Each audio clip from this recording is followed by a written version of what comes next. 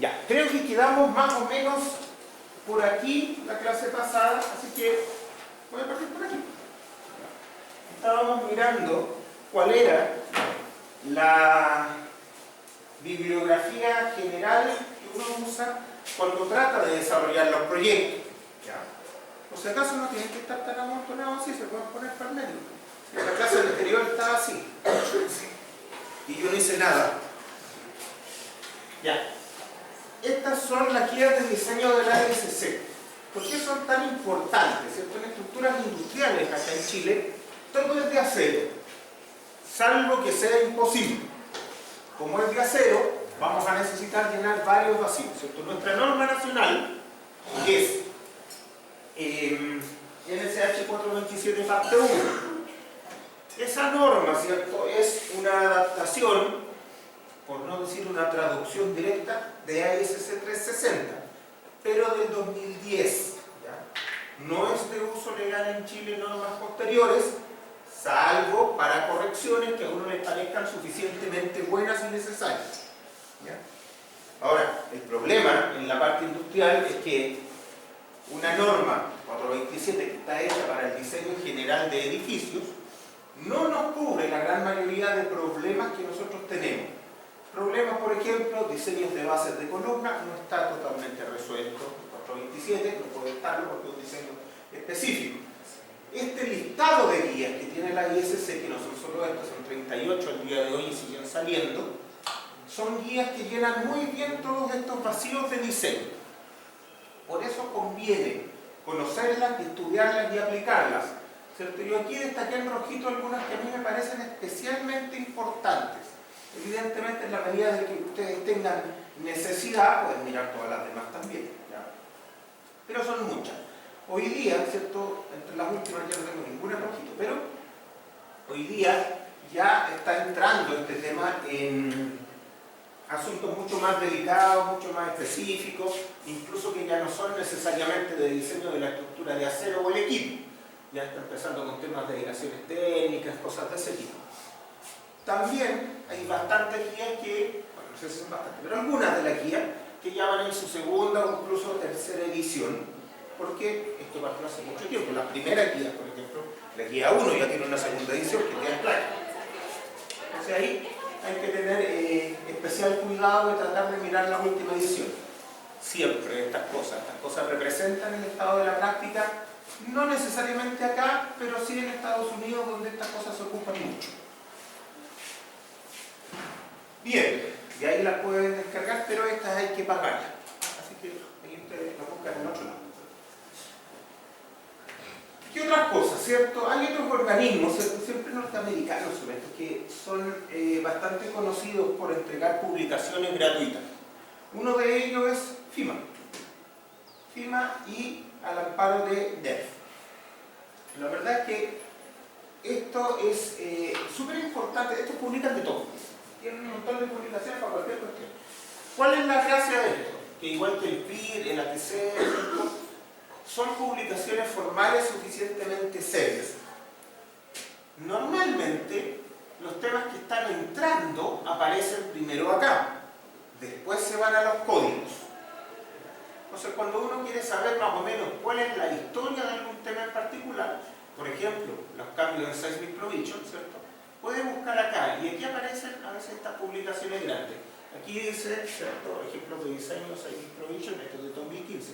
Pero claro, esta publicación en particular tiene como 1000 páginas porque tiene muchos ejemplos.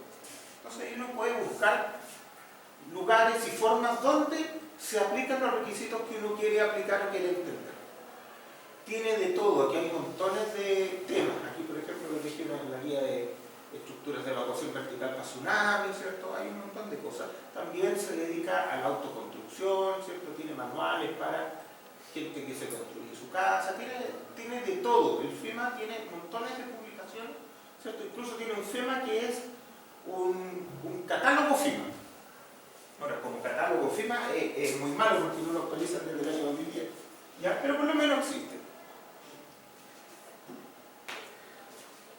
¿Qué otras cosas? NIST, también al amparo de NERF. NIST también evacúa reportes parecidos a los de FEMA NERF, Todas estas cosas son gratis. Y conviene estarlos mirando porque son suficientemente serios. Aquí en particular les puse dos reportes que son directamente relacionados con temas chilenos, que también vienen para acá, Rodrigo, hacen cosas, ¿cierto? Y se publican allá, a veces con participación de gente de acá y a veces no. Pero tenemos bastante injerencia en este tipo de cosas. Aquí les dejo, ¿cierto?, los links para buscar estas cosas. Es bien importante que ustedes estén más o menos al día con todas estas publicaciones, que sepan lo que se está haciendo. No les digo que tengan que leerlas todas, pero sí por lo menos saber qué se está haciendo, dónde se está haciendo, cómo se está haciendo. Lo más importante es saber que está cambiando, ¿ya? Sobre todo cuando uno se dedica al tema del diseño estructural, que es una cosa que evoluciona de manera relativamente rápida, a diferencia de otros campos de la ingeniería, ¿ya? Uno tiene que estar bien metido en esto. Bien, no tengo nada más que contarles de estas cosas, así que me voy a pasar ahora a otro tema, pero antes de pasarme a otro tema, ¿dudas respecto a esto? ¿Consultas? ¿Algo raro? Nada raro. Ya, bien. Pasamos entonces al siguiente. Vamos a pasarnos al tema de sismología, que es algo que es medio latero, pero siempre hay que verlo para poder meterse a otras cosas. Ya, esto lo vamos a ver desde el punto de vista más útil. Me voy a ayudar de estas diapositivas para contarles algunas cosas que les quiero contar. Algunas cosas van a ser medias complicadas, otras no tanto. Tratemos de ir matando esta cosa. Sismicidad y placas tectónicas. ¿Por qué tiembla? Vamos a partir suponiendo que la Tierra no es plana. ¿Ya? Por lo menos por este ratito. Después ustedes ya verán todo. ¿Ya? Bien, ¿de qué se trata? Voy a mostrarles el videito primero. A ver cómo... Siempre estas cosas a veces con un videito no tengo para qué después decir nada. Entonces, veamos el video. ¿Tiene volumen? Capas concéntricas que se dividen en tres grandes componentes. El primero es la corteza terrestre. Es la capa exterior más delgada de la Tierra, integrada por... pero no sé nada, yo aquí lo veo bien. Tiene un espesor entre 5 y 40 kilómetros. El segundo conjunto es el manto que se divide en dos. El manto superior, compuesto por la 60 kilómetros, es una capa rígida rocosa, ubicada debajo de la corteza, y por la astenosfera, 300 kilómetros, que es una capa blanda o plástica, en la cual la roca se encuentra a una temperatura cercana al punto de fusión, por lo que se torna viscosa. El manto inferior o mesósfera, 2.535 kilómetros, compuesta por material mineral en estado sólido. El tercer conjunto es el núcleo centro de la Tierra, también dividido en dos, el núcleo externo líquido y el núcleo interno sólido. La teoría de la tectónica de placas nos muestra cómo la litosfera está fragmentada en 15 grandes unidades denominadas placas litosféricas. Son adyacentes y encajan a manera de rompecabezas alrededor del globo terráqueo. Se mueven de manera lenta pero continua sobre la astenosfera. Los movimientos generan que en los límites de las placas se produzcan dos tipos de procesos: convergentes si las placas se juntan y divergentes si las placas se separan. Si nos situamos en Sudamérica, encontraremos convergencia entre la placa de América del Sur, que es continental, y la placa de Nazca, que es oceánica. En ese caso, la placa oceánica, más delgada pero más densa, se hunde o se subduce bajo la continental, más gruesa pero más ligera, hacia la astenosfera, constituyendo el cinturón de fuego del Pacífico Sur. Este choque entre placas producido hace unos 200 millones de años provocó el plegamiento y levantamiento de las rocas sedimentarias de la placa de América del Sur, dando lugar a la formación de la cordillera occidental de los Andes. Sin embargo, posteriormente se produjo ascensión de magma en el lado oriental, provocando el engrosamiento y deformación de la corteza y formando montañas que constituyen la cordillera oriental de los Andes.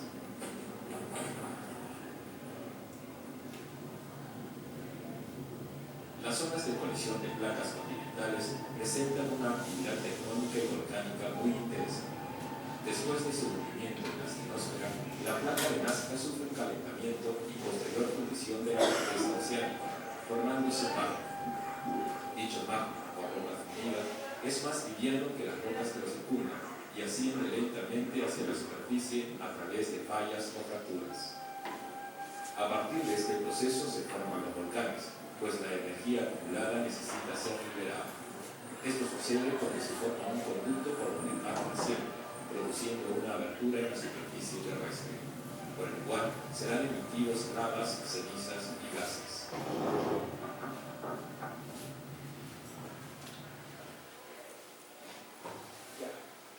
Bueno, en realidad, la explicación puede mejorar eso.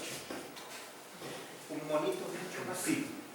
Básicamente lo que se plantea, ¿cierto?, es que existe un montón de costras superficiales, ¿cierto?, que son de roca, que tienen un espesor muy grande, ¿cierto? Aquí estamos usando dimensiones ya a nivel planetario, ¿cierto? Muchos kilómetros en estas placas que están en la corteza.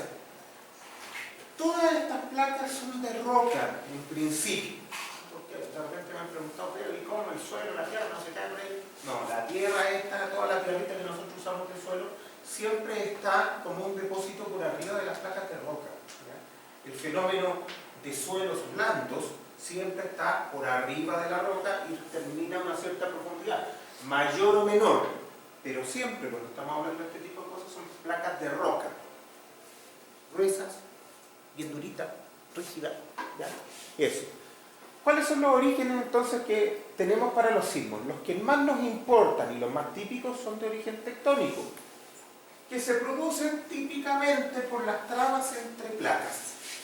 No necesariamente justo en la interfaz de las placas, y lo vamos a mirar un poquito más adelante, pero sí se originan en la cercanía de todos los bordes de placas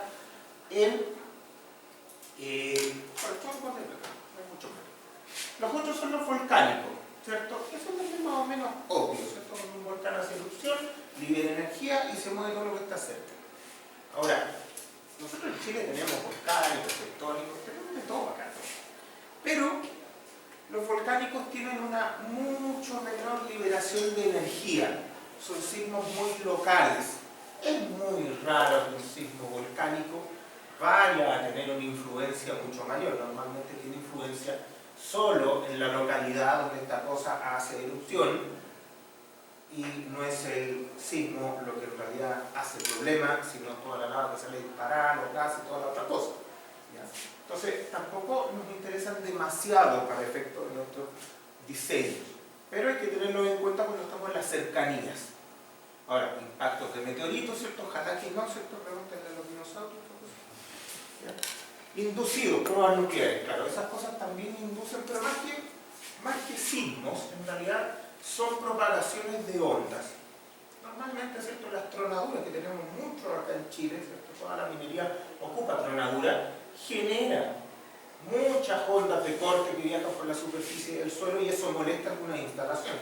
De hecho, hay varias instalaciones mineras que tienen problemas con las tronaduras. Las que tienen equipos sensibles, por ejemplo, molestan mucho las tronaduras. ¿Ya? Ahora, las que están cerca del bajo de la mina les molesta más porque se cae el suelo. ¿Ya? Y eso pasa. ¿Ya? La convección del manto. ¿Cómo se supone que se genera este tipo de movimiento de las placas? ¿Cierto? Tenemos por ahí el núcleo interior, el núcleo exterior, y en el manto, que está debajo de estas plaquitas, ¿cierto?, se supone que esto no es sólido. Como no es sólido y tiene distintas variaciones de temperatura, se producen estas corrientes convectivas al interior, como un fluido cualquiera. Y eso es lo que provoca que estas placas superficiales, que básicamente estarían flotando arriba de todos estos minerales que están aquí fundidos en la estructura de manto, se muevan. Ahora, claro, ustedes saben que el movimiento es bastante lento, ¿cierto? No sentimos que no estamos moviendo, ¿ya? Pero las evidencias muestran que sí, que las placas superficiales, las placas de la superficie terrestre, se están moviendo. Hay mediciones de cómo se mueven, cuánto se mueven, velocidades, formas, etcétera, etcétera, ¿cierto?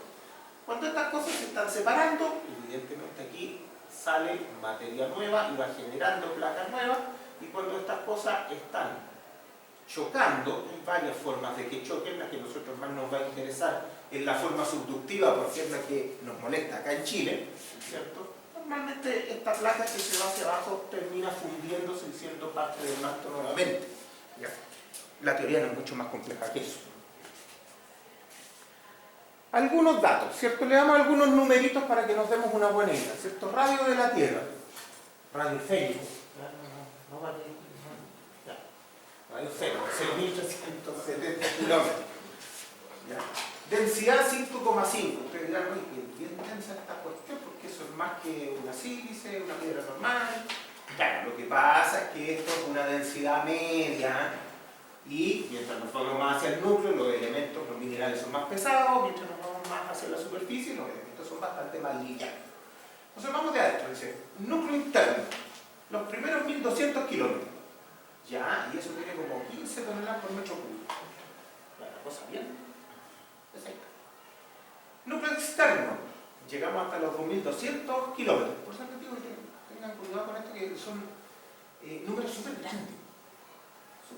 Cuesta mucho entenderlo como puede imaginarse. Y ahí abajo un poco la densidad, ¿cierto? De 9 a 12. No bajo mucho tampoco. Después vamos al manto, que es toda esta parte, es lo más grandecito y una de las cosas que más nos interesa, ¿cierto? El manto tiene un espesor de 2.900 kilómetros y ahí ya bajamos la densidad a 4 a 5 toneladas por metro cúbico, ¿cierto? Tenemos normalmente los minerales que pueden formar después la corteza. Nos vamos a la corteza, que tiene un espesor entre 4 y 60 kilómetros. ¿Ya? Ahí es donde se produce el fenómeno de la sismicidad. Ahí es donde se producen los terremotos. ¿Ya? En la corteza, no en el manto, solamente en la corteza. Entonces, cuando hablamos de terremotos muy profundos, estamos hablando de terremotos de, no sé, 100 kilómetros. Ojo, no confundir el espesor con la profundidad a la que se puede producir un terremoto. Por ejemplo, acá, claro, si ese espesor es 60, pero esa cuestión sigue bajando para acá, podría producirse un terremoto por acá y ser muy profundo. Pero el espesor de esa corteza sigue siendo más o menos 60. Entonces, no confundir esas cosas porque más ratito lo vamos a ver. Bien, la corteza es lo que más nos interesa. En la corteza se van a producir los terremotos, que es el fenómeno que queremos estudiar y ojalá para el cual podamos diseñar. ¿Cómo son más o menos estas plaquitas, cierto? Dicen los que saben que tienen más o menos estas formas, ¿cierto? Esta es la placa de Nazca, que es la que más nos interesa a nosotros, porque es la que subducta bajo la placa sudamericana y molesta a Chile, Perú, ¿cierto? Más arriba, ¿quién está? Los ecuatorianos, los colombianos, molesta a todo el mundo. ¿Ya? Y antiguamente se decía que de aquí para abajo no temblaba.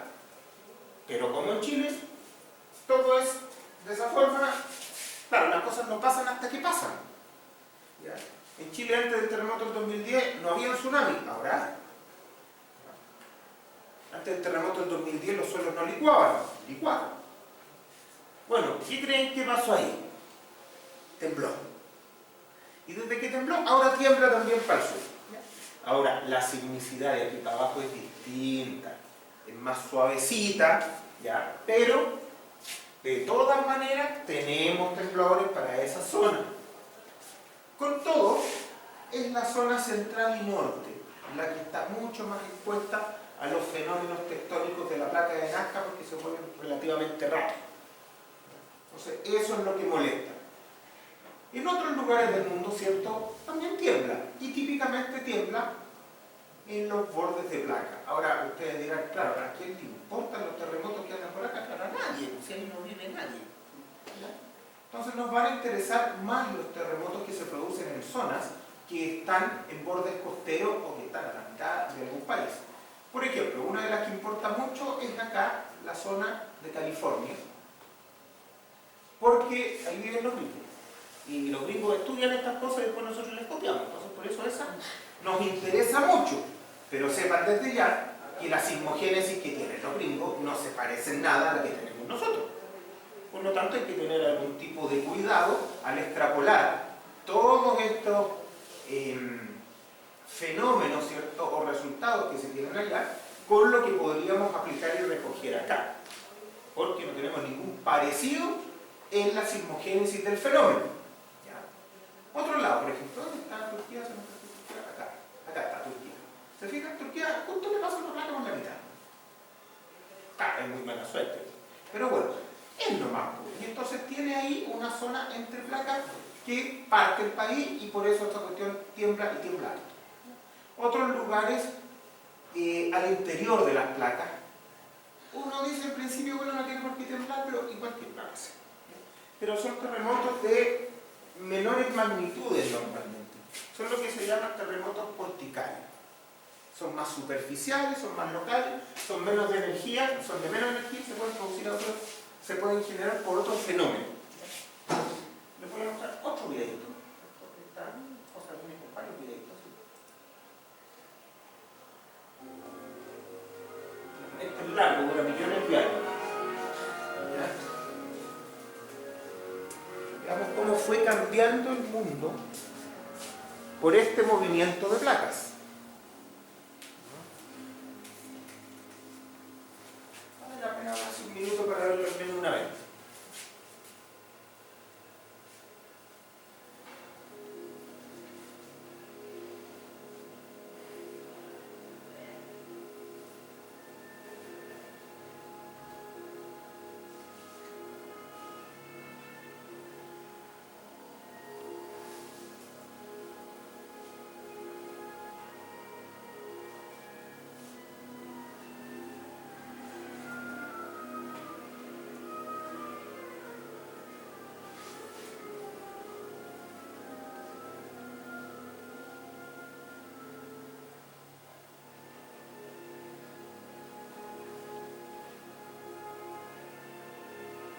Se empieza a parecer a lo que nosotros vemos hoy.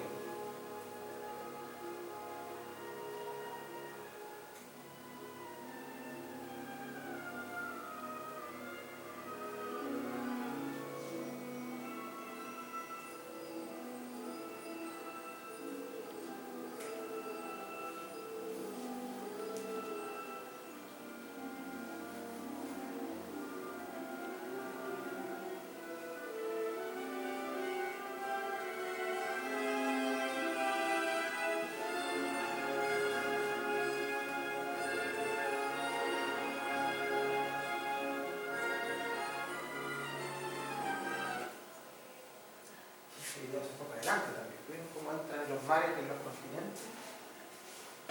Bueno, ya no vamos a estar.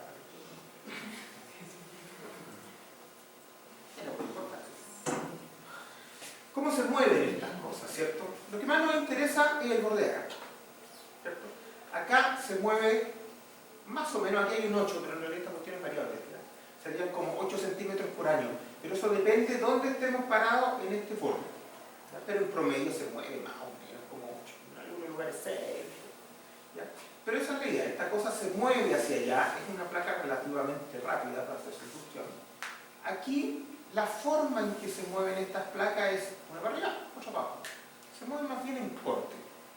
Por lo tanto, el tipo de evento sísmico que genera es súper distinto al evento sísmico que generan estos otros fenómenos subductivos. Ahora los japoneses también tienen una subducción. ¿Dónde se me perdió? Acá. No, arriba. Ese. Bueno, ahí debería haber una placa. Por ahí cerca.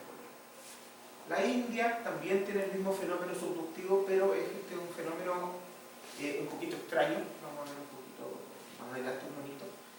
Y es que, claro, como este subcontinente impacta hacia arriba con esta placa asiática, aquí no hay una subducción total, sino que esta cuestión se empezó a apretar como acordeón. Entonces, por eso tenemos las montañas más grandes del mundo en esta zona. Eso lo pueden ver ustedes, no lo voy a apretar aquí. ¿Cómo se mueve esto? ¿Cierto? Aquí, como les decía, tenemos una variación de velocidades, pero en líneas generales es una placa relativamente rápida. Es una placa que en todo su largo, ¿cierto?, se mete por debajo de la placa sudamericana, y esa trabazón entre ambas placas es la que genera el posterior movimiento. Lo vamos a mirar también en otros monitos más adelante. Aquí tenemos más o menos una foto de la sismicidad mundial. Tratemos entonces, dice, profundidad del terremoto.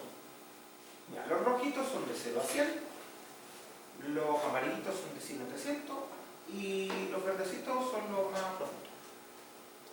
Y uno dice, bueno, rojito hay en todas partes. Amarillito ya no en todos lados, en particular como casi no. Pero los verdecitos, que son los más duros, aquí hay, acá hay, ahí hay, acá hay, acá hay. Y claro, normalmente los más profundos vienen del fenómeno subductivo. Los más profundos también tienden a tener una magnitud más grande, porque hay una acumulación de energía mayor que se libera.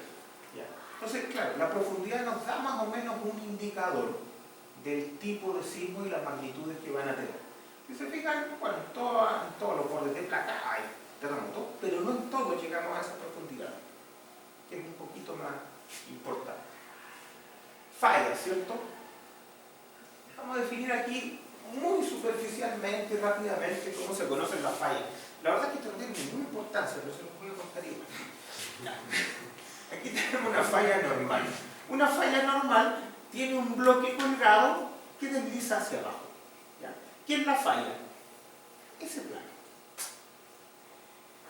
No hay que entender la falla necesariamente como una fractura en rocas pequeñas. Aquí nosotros estamos mirando o tratando de asimilarlo más hacia las fracturas entre placas. Pero también a nivel de macizos rocosos se trata de la misma manera, que son fallas, finalmente. Fallas normales, ¿cierto? Aquí tenemos una falla, esta está al revés, aquí no, esta es normal también. Se fijan que aquí el bloque también cae. Las fallas que seguramente tengo en la próxima, las fallas inversas son aquellas que generan que el bloque yaciente suba. Como ustedes se pueden imaginar, esto no tiene mayor importancia, pero es para tener una buena idea, ¿cierto? Falla inversa. Esta es la misma cuestión de antes, pero el bloque, en vez de caer, sube por la compresión de las placas. ¿Ya? Esta nos importa, la falla transcurrente. Este es el tipo de movimiento que tiene el fenómeno sísmico en California, que es donde más se investiga esta cosa. ¿Ya? Es una sismogénesis muy distinta a la que nosotros tenemos acá. No significa que la información de ellos o la investigación de ellos no nos sirva, pero tenemos que mirarla con un poquito de cuidado, con un poquito de distancia. Después vamos a ver unos registros y vamos a ver que hay bastante diferencia en lo que uno puede obtener en ambos escenarios. Ya, la interacción entre placas, ¿qué nos genera? Cuando tenemos divergencia de placas, ciertos signos de extrusión, ahí salen las cordilleras submarinas, cuando estas cosas se separan, sale material, se van generando cordilleras. La verdad es que no nos interesa tanto eso, ¿cierto? Convergencia, esto nos interesa más porque es lo que nos pasa. ¿Ya? Subducción, esto genera fosas oceánicas y volcanes. Claro, nosotros siempre hablamos mucho de la fosa del Pacífico, que está a unos 200 kilómetros más adentro de la costa, ¿cierto? Ahí se generan las profundidades más grandes, ahí se generan normalmente los terremotos que vienen con tsunami, ¿cierto? Y esas cosas. Colisión frontal, ¿cierto? Tienen deformación como acordeón, los Alpes y los Himalayas.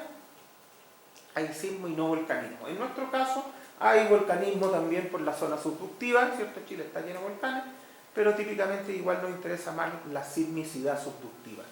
Ahora, eso tiene una gracia que en otros lugares del mundo, ¿cierto? Cuando uno tiene que hacer un estudio de amenaza sísmica para definir la intensidad probable de un sismo en un lugar y poder diseñar, tiene montones de fuentes. Acá en Chile todo está controlado por la subducción del Pacífico. Por lo tanto, de alguna manera, lo hace un poquito más fácil. Ya. Y eso no me interesa mucho. Ya. ¿Cómo se generan estos sismos?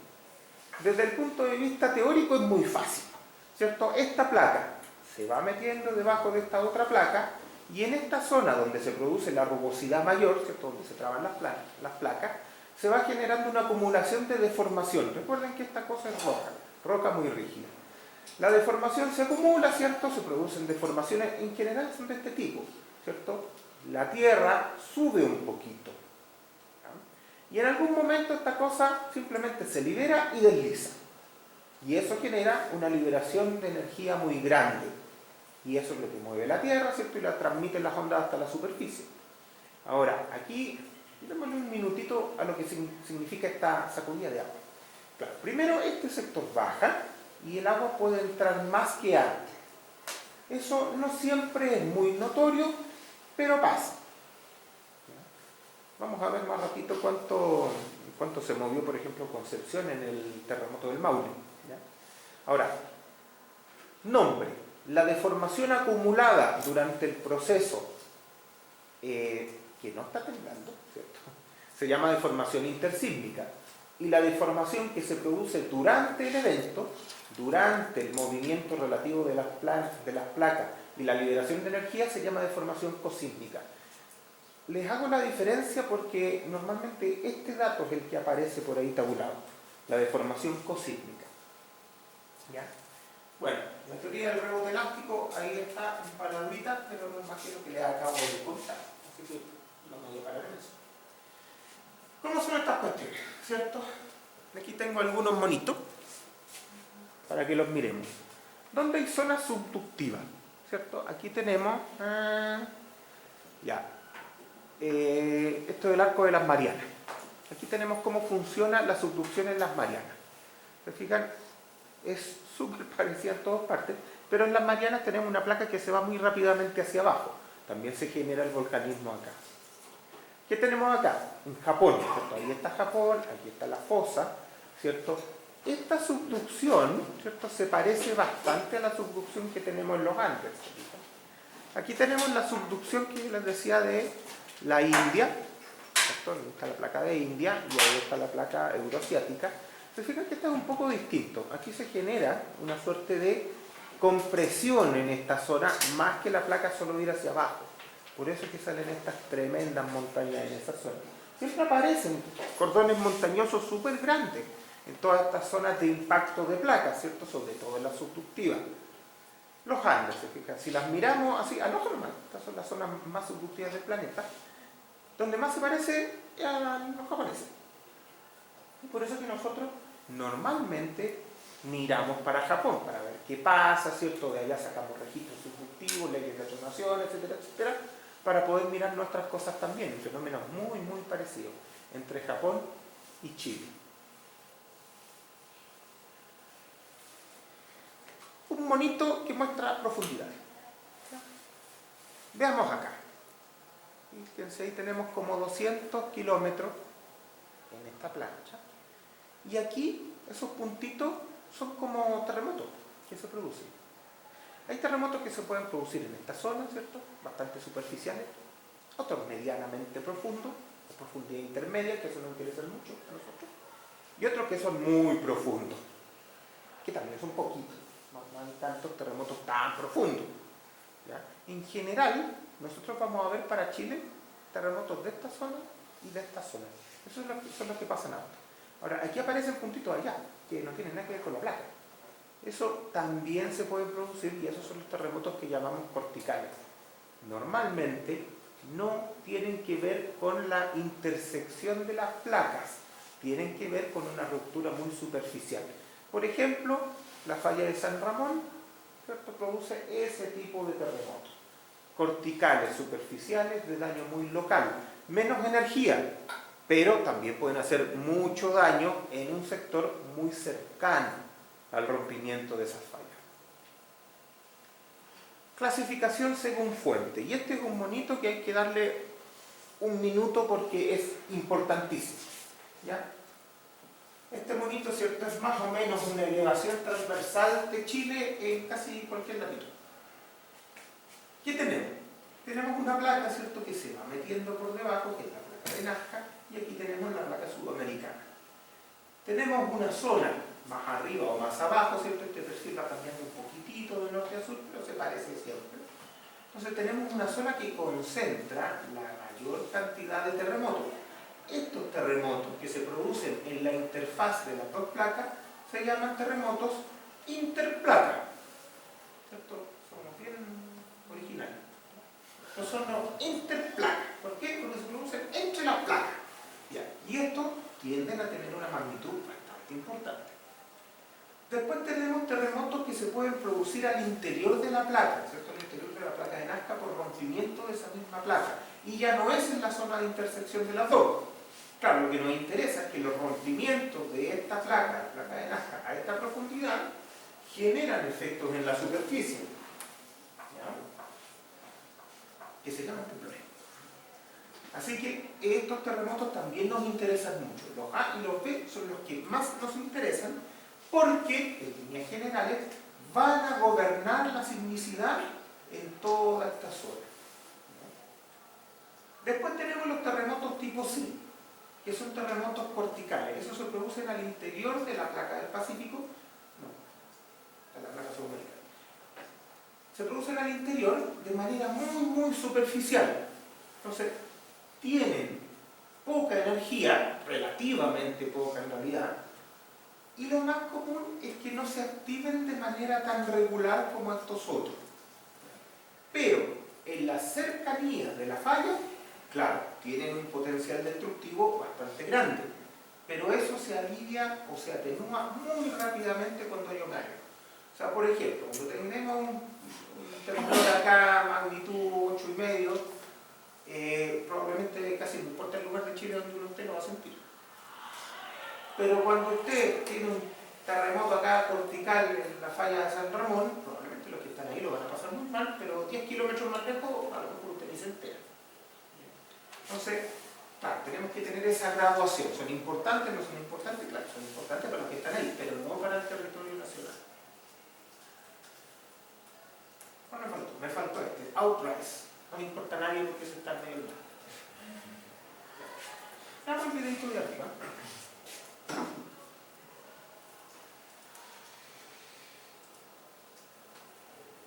Las enormes cordilleras de volcanes cruzan el fondo de los grandes océanos. Son las dorsales mediooceánicas. Estas gigantescas cordilleras submarinas están formadas por enormes volcanes con forma de fisura. A lo largo de estas fisuras, de muchos miles de kilómetros de longitud, está continuamente aflorando material procedente del manto, que se distribuye en dos bandas longitudinales y van formando nueva corteza.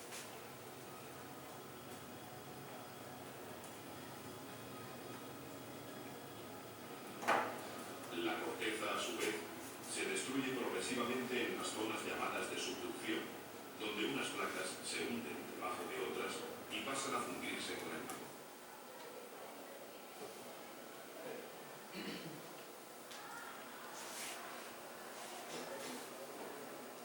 Clarito. No tengo más que contarles eso. Es fácil esta cosa. Ya. Algunos nombres de cosas que nos pueden interesar más adelante. Cuando se genera algún rompimiento, ¿cierto?, entre las dos placas, ¿cierto?, normalmente aquí en una falla, ¿cierto?, se genera el rompimiento. El punto donde inicia el rompimiento se llama foco. Antes importaba mucho, hoy día ya no tanto, porque reconocemos que el rompimiento se genera en un área bastante grande, en un área que le llamamos aspereza, por lo tanto el foco pasa a ser como el punto de inicio. No mucho más que eso. El epicentro, bueno, es la proyección del foco en superficie. Nada más. Entonces la distancia entre el epicentro y el foco es la profundidad de esta cosa. Es lo que nos interesa. Hay algunas definiciones que a veces nos causan algunos problemas. Por ejemplo, la réplica y los precursores. ¿Qué es una réplica y qué es un precursor? Bueno, los precursores son aquellos sismos que vienen antes del principal y las réplicas son aquellos que vienen después. Claro, pero para saberlo tengo que tener primero el principal. Entonces yo no sé antes de eso cuáles son precursores, cuáles son réplicas. Entonces básicamente tengo que tener la liberación de energía principal para poder tener muy clarito cuáles son. En general hay metodologías, ¿cierto?, para definir, ahora vamos a ver este curso, pero metodologías para definir de una forma más certera qué eventos son réplicas, qué eventos son precursores, y no tienen que ver u otros eventos que no tengan que ver con este terremoto principal. ¿Ya? En general uno lo puede mirar, ¿cierto?, en un monito, ¿cierto? Y típicamente uno dice, bueno, si este evento se produjo en la misma zona de rompimiento del principal, parece que fue una réplica o un precursor. Si se produjo en otro lugar, lo más probable es que no tenga nada que ver con el principal y entonces otro terremoto. Ondas sísmicas. Tenemos dos tipos de ondas. Las ondas de cuerpo y las ondas de superficie. Las de cuerpo son las ondas que viajan al interior del planeta, por la profundidad, ¿cierto? Por el cuerpo de la esfera en 3D, por dentro. Las superficiales son las que viajan por la superficie. ¿Y cuál crees que son las que nos importa a nosotros?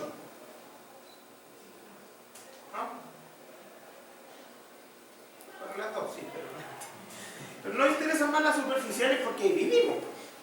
Las estructuras normalmente están en la superficie, por lo tanto ahí es donde vamos a tener que aguantar estas cuestiones. Pero bueno, las de cuerpo, las que viajan al interior, las que se producen en el foco y viajan para cualquier parte. ¿Ya? Tenemos ondas de dos tipos, ondas de compresión y ondas de corte. Ojo, estas son ondas de volumen primero. Después vamos a pasar a ver las de superficie, que son ondas no planas, pero que viajan por la superficie nomás. ¿Ya? Entonces, estas ondas de compresión son muy rápidas. ¿Ya? Ahí tengo algunas anotaciones, ¿cierto? 1.73 veces el viaje de la onda S, ¿cierto? Velocidades del orden de 1400 o 1500 metros por segundo en el agua y cerca de 5000 en el granito. Es una cosa que está bastante medido, ¿cierto? Son ondas muy, muy rápidas. Después, ¿qué ondas tenemos? Las ondas de corte. También son ondas de cuerpo, también viajan por el volumen al interior del planeta, son ondas de alguna manera esféricas que van hacia todos lados cuando esta cosa revienta el foco, ¿cierto? Salen en todas las direcciones. Su velocidad es un poquito menor que la de arriba, ¿cierto? Aquí estamos hablando entre 2500 y 3500 en la corteza. Normalmente la gente dice, nos interesan las ondas de corte. Sí, pero nos interesan las ondas de corte superficiales. Estas son las ondas de cuerpo, ¿cierto?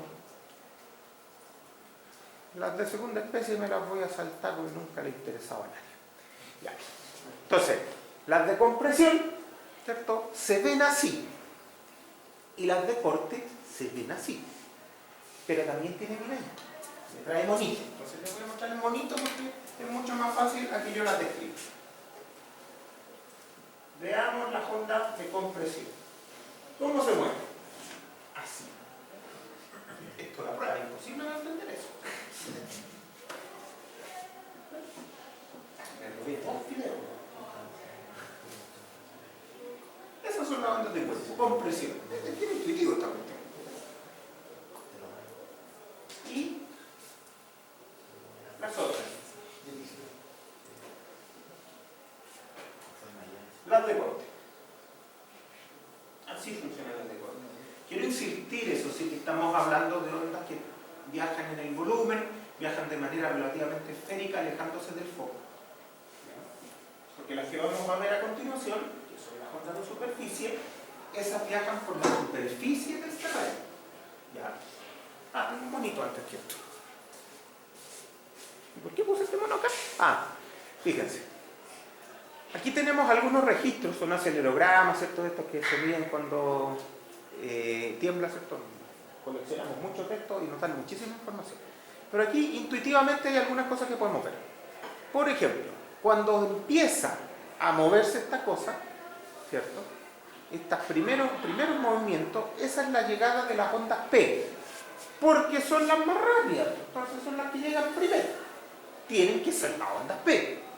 Entonces, cuando empieza el acelerograma, esas son ondas P, que no son las más dañinas, pero nos avisan que empezó a temblar. Ya, ahí se ponen a ladrar los perros. Ya. Después vienen las ondas S. ¿Cómo las reconozco? Porque tienen una amplitud más grande. Y porque llegan después, claro, son más lentas. Pero tienen una amplitud más grande. Cuando cambia la amplitud, esa es la llegada de la onda S. Claro, a lo mejor a veces esto es un poco confuso, pero en general esto se puede ver en el acelerograma. ¿Ya? Ahora, uno dirá, ¿y para qué me sirve eso? Porque si yo sé cuándo llegaron las ondas S y sé cuándo llegaron las ondas P, entonces también sé a qué distancia está el foco. Claro, porque tengo las velocidades de ambas cosas, son conocidas. Entonces, si tengo ambas velocidades, sé cuál es la distancia del foco y también sé cuánto se van a demorar en llegar a otro lado. Y puedo generar las alertas. Entonces, para eso sirve esta cosa. En la ayudantía vamos a poner un ejercicio de eso. ¿Ya? También, cuando yo sé dónde está el foco, puedo empezar, bueno, sé a qué distancia está el foco, puedo tratar de cuadrar la ubicación del foco. Uno dirá, bueno, pero si tengo una pura medición, el foco puede estar a 500 kilómetros a la redonda, en una esfera. Claro, uno sabe que no va a estar para arriba, pero puede estar para abajo. Entonces, en estricto rigor, yo necesito 3 mediciones, ¿cierto? Por eso aparecen 3 por ahí. Entonces, necesito 3 mediciones para saber más o menos dónde está el foco. ¿Te fijas? Y así se encuentra. Y esa es la forma en que se encuentra esta cuestión, porque tenemos mucho más que 3 estaciones. Bueno, después vienen estas ondas bien grandes, que son las que realmente hacen daño, y esas son las ondas de superficie. ¿Cuáles son las ondas de superficie? Tenemos 2 tipos de ondas de superficie: las ondas Love y las ondas Rayleigh. ¿Ya? ¿Qué son estas cuestiones? Primero veamos lo que yo destaqué. ¿Cierto? Las ondas Love, dice 90% de velocidad de las ondas S, ya, son más lentas. Y ondas Rayleigh, 70% de la velocidad de la onda S, más lentas todavía. Claro, como estas cosas son súper rápidas, mientras más lenta sea la onda y más amplitud tenga, más nos va a joder. Normalmente se dice que son las ondas Rayleigh las que más nos molestan a nivel de nuestros edificios, pero en realidad uno no puede separar todas estas ondas, todas se montan, ¿cierto? Fenómeno ondulatorio común. Por lo tanto, es la mezcla de todas estas cuestiones las que nos molestan. Ahora, ¿cuál es la diferencia entre estas dos? Primero, dice, la onda Love es una mezcla entre las ondas de compresión y las de corte horizontal. O sea, la onda de corte superficial que viaja horizontalmente se mezcla con la onda P y genera estas ondas hacia los lados. Las ondas Rayleigh, ¿cierto?, son una mezcla de la onda P con la onda de corte superficial que viaja, con la onda vertical, que tiene amplitudes verticales sobre el terreno. Ahora, el problema de la onda Rayleigh es que tiene un movimiento retrógrado, es un movimiento elíptico de la partícula, por lo tanto molesta un montón. Y eso, como no lo puedo escribir, también tengo un mono. Ahí están los monitos, pero es mejor el videito. Entonces veamos primero las ondas Love. Fíjense, son superficiales. Hacia abajo este fenómeno no existe. Esto solo existe en las primeras capas llegando arriba. ¿Ya?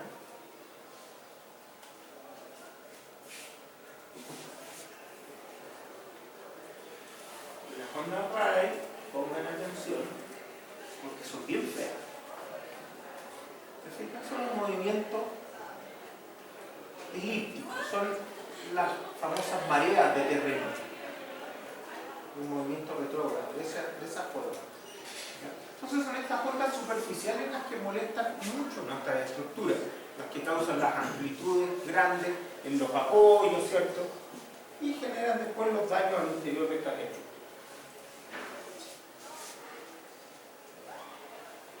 Intensidad. ¿Qué es la intensidad de un evento? La intensidad es la medida local que afecta a lo que sea que hay ahí. ¿Ya? Con eso la quiero diferenciar un poco de la magnitud, que la vamos a ver más rato. La intensidad siempre es local, es qué es lo que pasó, lo que yo sentí en un punto particular. La magnitud trata de medir el tamaño del sismo con un solo número que es objetivo. La intensidad incluso podría ser subjetiva, ¿cierto? Cuando yo hablo, por ejemplo, ¿cuál es la pseudoaceleración que se espera en un lugar para tal condición? Bueno, esa es una medida de intensidad. Bastante objetiva. Cuando uno habla de intensidad, ¿cierto?, a nivel de matinal, normalmente habla de la escala de Mercalli, modificada. Nadie lo dice, ¿cierto?, pero eso es. Esta escala, ¿cierto?, mide de manera subjetiva cuál fue el tamaño del evento en un lugar determinado.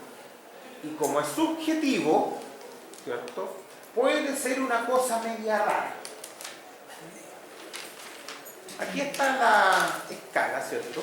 Y les quiero hacer notar que esta escala va en grados con números romanos. En el caso de la escala de Mercalli no existe el 3,5, el 4,5, no. Esto es entre 4 y 5, entre 5 y 6, pero no existen los decimales. Bueno, los números romanos en general no tienen decimales, pero no, en general uno no puede decir aquí un 3,5, no. Y es una cosa muy subjetiva. Por ejemplo, miremos que es un grado 5 Mercalli modificado. Sacudida sentida casi por todo el mundo. Muchos despiertan, algunas piezas de vajilla, vidrios de ventana, etcétera, se rompen. Pocos casos de agrietamiento de aplanados, no sé qué será eso. Caen objetos inestables, se observan perturbaciones en los árboles, postes y otros objetos. Se detienen relojes de péndulo. Son descripciones de más o menos lo que uno puede esperar. ¿Ya? Entonces, esto sí da para matinar, ¿cierto? Da para decir, mira, es que acá lo sentí acá y allá en el norte lo sentí de otra forma. Sí, perfecto. Pero esas son percepciones que no cambian cuál es la magnitud o el tamaño del evento, que es lo que más nos va a interesar a nosotros. ¿Ya? Veamos aquí, por ejemplo, el grado 8. ¿Qué dice? Daños ligeros en estructuras de diseño especialmente buenos, considerables en edificios ordinarios, con derrumbe parcial, grandes en estructuras débilmente construidas, los muros salen de sus armaduras, caída de chimeneas, pilas de productos en los almacenes de las fábricas, columnas, monumentos y muros, etcétera, etcétera. Ya. Claro, esta cuestión se va haciendo cada vez más terrible, ¿cierto? Ya aquí usamos el software para hacer desastres en las películas de Hollywood, ¿cierto? ¿Cómo puedo yo identificar de una manera un poco más matemática y un poco más cuantitativa qué significa eso? ¿Cierto? Y aquí encontré una tablita que la puse acá, que creo que me la robé del Vision 2000, para tener una idea relativa de qué puede significar esto a nivel de aceleraciones horizontales, ¿cierto? De un PGA, un Background Acceleration. Cuando estamos hablando de más o menos un grado 6 de Mercalli, estamos hablando de más o menos entre el 5 y el 10% de la aceleración de gravedad. Cuando estamos hablando de un grado 10, y esto es solo para tener una idea, esto no es exacto, estamos hablando ya de aceleraciones horizontales del orden del 60% de la gravedad. Aquí en Chile nosotros registramos sin ningún problema un G para arriba. Entonces, por eso estamos bastante bien catalogados, ¿no? Aquí se muere esta gente. No, aquí se muere poco. No, aquí se caen pocas cosas y se muere poca gente. Pero estamos en una zona de muy alto riesgo, sí. Nosotros estamos en esta materia, y quizás la única, bastante desarrollado. ¿Cierto? Acá la gente no se muere, de hecho acá estamos en la discusión de que la gente ahora ya no quiere que se le dañe el departamento, el país más sísmico del mundo, pero bueno, si en pedir no hay engaño, dice. Bueno, pero esto es más o menos la idea que ustedes deben tener. ¿Qué se considera algo fuerte? ¿Cierto? Aceleraciones horizontales del 20% para arriba ya son algo fuerte, algo importante. Magnitud. Al tiro, la diferencia con la intensidad es que la magnitud es un solo número. Casi siempre se dice que trata de medir la energía. Sí, lo intenta. Probablemente no lo logra, pero trata de medir la energía. Ahora, ¿qué es lo que más importa? Que el número sea único. Eso es lo que más importa. Y que logre diferenciar un terremoto de otro.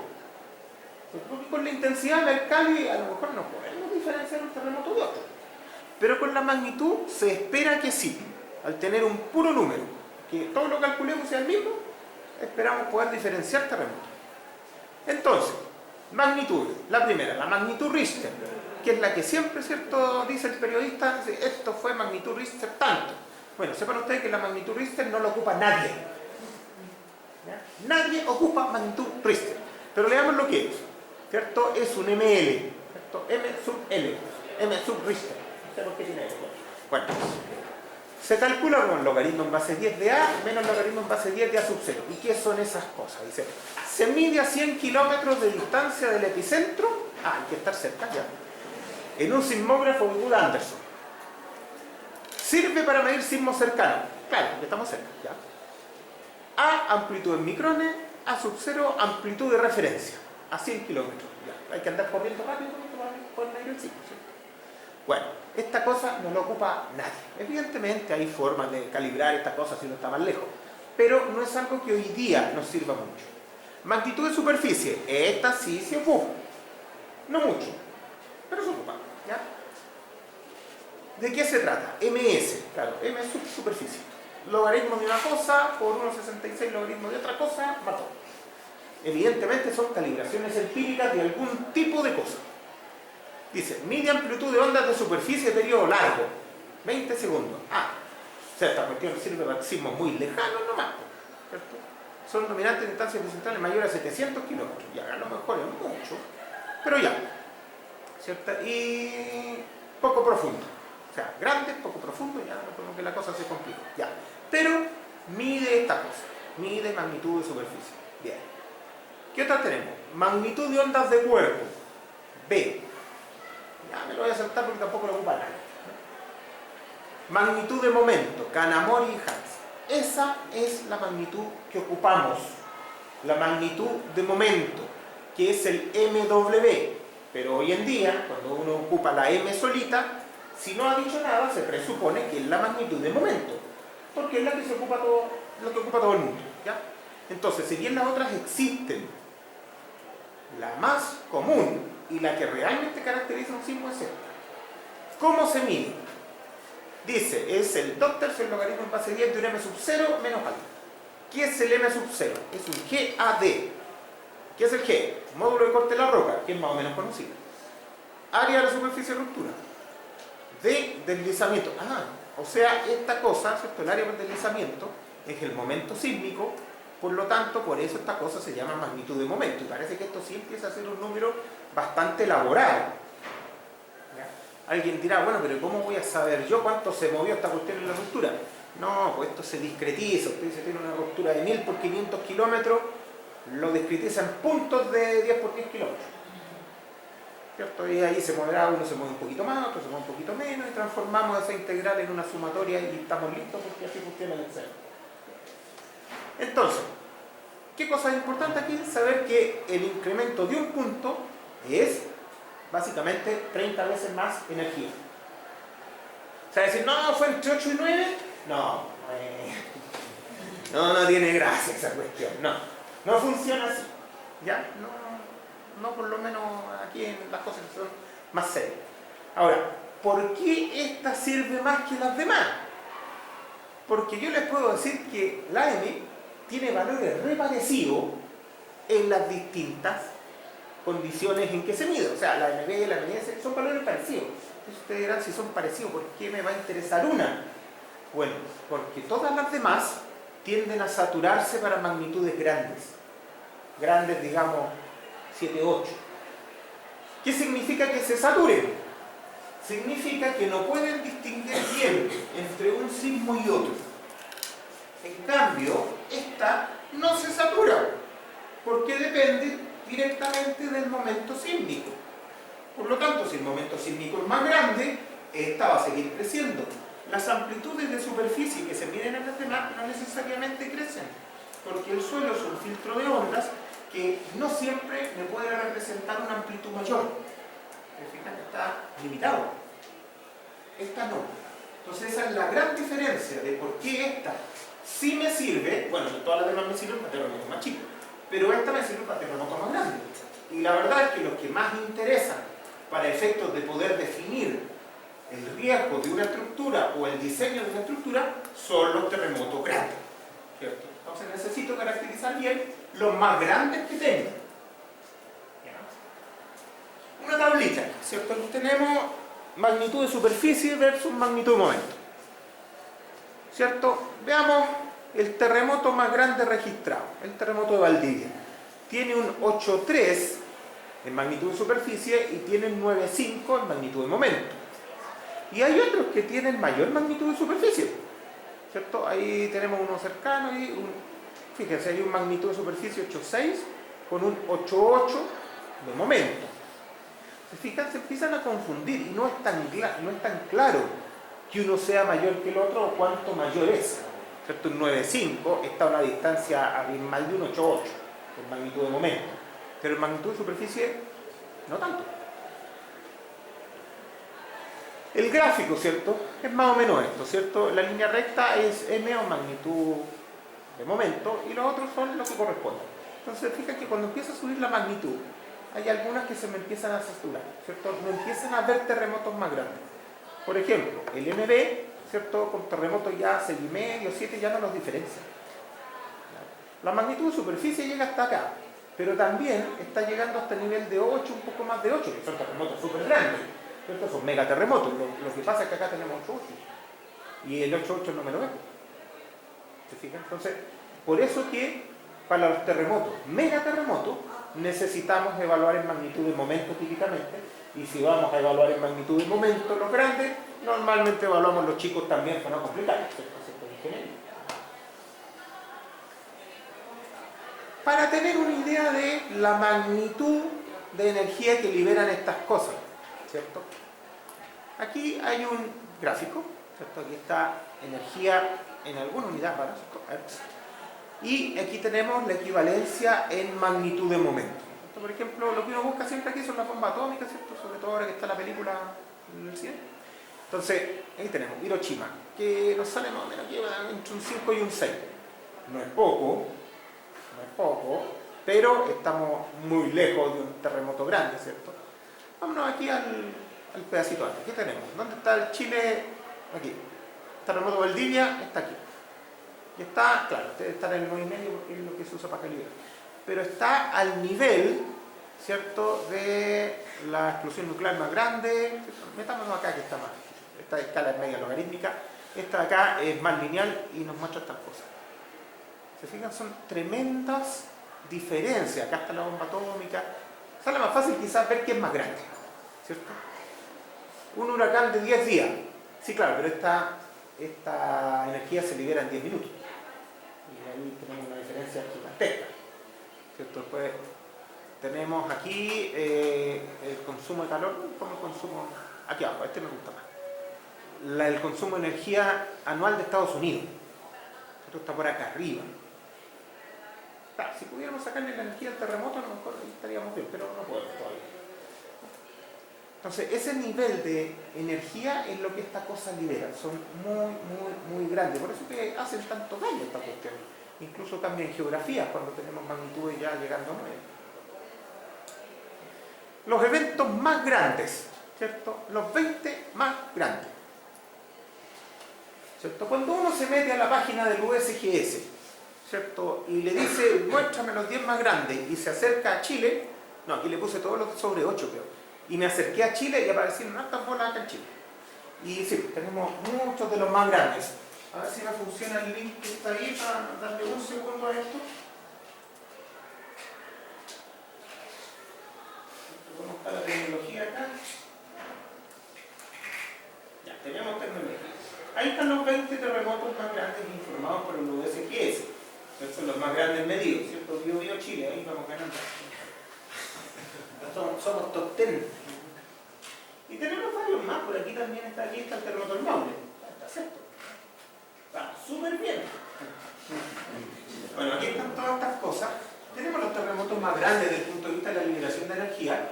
Y es bien importante esto porque hoy por hoy tenemos poco daño. Hay que tratar de mantenerlo, ¿cierto? El daño económico de los terremotos es el más grande hoy por hoy a nivel mundial. Ya no es tanto el daño en vida, aunque hay algunos lugares en que todavía muere gente por estas cosas, pero el daño más grande que hacen los terremotos es económico. Hoy por hoy vamos por ese lado. Bueno, en el USGS, después ustedes lo cachurean, se pueden meter aquí a los buscadores, pueden encontrar un montón de información de terremotos, tiene catálogos de terremotos muy buenos. De hecho, cuando tiembla acá en Chile, yo veo el Servicio Sismológico Nacional y el USGS, para ver si cuadran más o menos. Ya, normalmente, después de un rato se actualizan las dos informaciones y las magnitudes son básicamente las mismas, pero aquí uno puede encontrar mucha información de manera rápida, ¿ya? Voy a apretar estos links de abajo y ahí ya nos vamos a recordar. Pero quiero ver las cosas que tengo acá. El Google, no sé si tengo instalado el Google en esta cuestión porque tengo esos. No tienen Google, ya, ahí los pilló la tecnología. Quiero levantar esto mismo, pero en Google. Pero no. Veamos entonces la página del USGS. Ahí está el buscador del USGS y ahí están montados directamente todos los sismos. Cuando yo me acerco, ¿cierto? Acá al lado me va mostrando los sismos que me interesan. Por ejemplo, voy a pisar eso y me va a empezar a dar información. Esto también lo puedo hacer en el Google Earth. Cuando bajo esta información en formato KM7 o KML, que no me basta el Google Earth, y puedo hacer exactamente lo mismo. Entonces aquí, el terremoto Villarreal. Veamos, ¿qué me dice el USGS? ¿Qué información me da? Me da un montón de información. ¿Me fijan? No toda, pero me da bastante, ¿cierto? Me da la sismicidad de la zona, ¿cierto? Aquí me da, fíjense, son las intensidades, ¿cierto? Aquí, intensidad, ¿qué intensidad es esta? Esto debe ser Mercalli. Ahí dice Mercalli 7.5, no sé si saben, pero dice Mercalli 7.5, ¿cierto? Y aquí esto se va para allá, y uno dirá, pero estas no deberían ser así como bien simétricas. Bueno, hay gente que paga la gata, ¿no? Aquí hay temas locales de suelo también, de repente, como siempre, en el lugar específico. Pero esto es una percepción, digamos, subjetiva y un poco mentirosa, porque uno dice, bueno, y en el agua aquí, casi nadie está ahí. Además, en el agua no se transmiten las ondas de corte. No puede sentir un terremoto en el agua.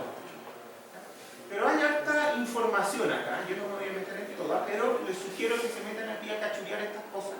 El USGS tiene harta información de muy buena calidad. Lo que no está ahí, bueno, uno lo buscará en otro lado, pero típicamente aquí hay de todo. ¿Ya? Registros, normalmente uno no los busca ahí, los busca en otro lado. Pero cuando quiere saber de catálogos, ¿cierto? Magnitudes, cómo andan los terremotos en una cierta zona, este es uno de los mejores lugares para buscar. ¿Ya? Bueno, hay el Servicio Sismológico Nacional también, pero son cosas complementarias. ¿Ya? Nuestro Servicio Sismológico de la Chile es muy bueno, ¿ya? Pero siempre conviene mirar esto también. Ya, vamos a parar aquí 20 minutitos y volvemos a las 12.